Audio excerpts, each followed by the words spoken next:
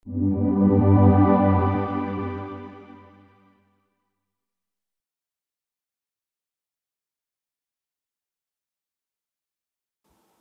kita harus punya impian?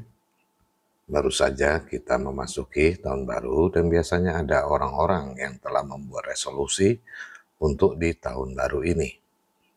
Ada juga yang mengatakan sebagai impian yang akan dijadikan target pencapaian. Namun ada banyak juga yang tidak memikirkannya sama sekali. Bagaimana kalau tidak punya impian? Terlepas ada atau tidaknya impian, sebenarnya semua orang selalu punya pengharapan untuk bisa hidup lebih baik lagi setiap tahunnya. Pengharapan ini sebenarnya juga dapat dikatakan sebagai impian. Setuju? Semua manusia itu sejatinya setelah hadir, ia hanya tahu untuk bertahan hidup, meski secara naluriah. Awalnya tentu bertahan hidup melalui orang tuanya. Kemudian seiring bertumbuh, ia belajar dan berjuang untuk dapat bertahan hidup secara mandiri. Ada yang dari dulu hingga saat ini masih harus berjuang dengan berat agar dapat bertahan hidup.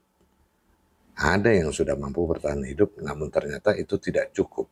Inginnya lebih, yaitu mendapatkan keamanan, kenyamanan, dan kebahagiaan. Ini ibaratnya orang yang merasa miskin ingin menjadi kaya dan yang kaya ingin lebih kaya lagi. Di sini kata miskin mungkin lebih tepat dimaknai sebagai tidak punya, sedangkan kaya dimaknai sudah punya. Sekilas keduanya sama-sama berpengharapan, bukan? Ya, meski sama dalam pengharapan, namun berbeda di hal yang mendasari pengharapan itu. Yang mendasari ini adalah kondisi batin, dan inilah yang kebanyakan orang tidak pernah menyadarinya. Kebencian dan keserakahan adalah kondisi batinnya. Keduanya sama-sama tercemari oleh kondisi batin ini. Bagi si miskin, kondisi batinnya lebih didominasi oleh kebencian daripada keserakahan. Sedang si kaya lebih didominasi keserakahan daripada kebencian.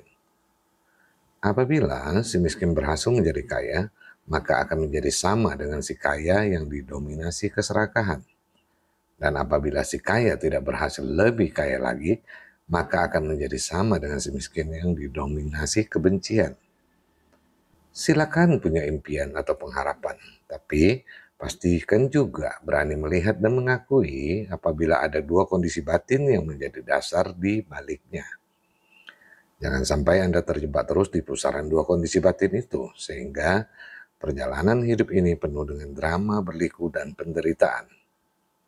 Lepaskanlah, miskin dan kaya hanyalah kecohan pikiran Anda semata, dan juga ada sebabnya. Bukankah lebih tepat belajar dan fokus mencari tahu sebabnya? Terima kasih, semoga bermanfaat.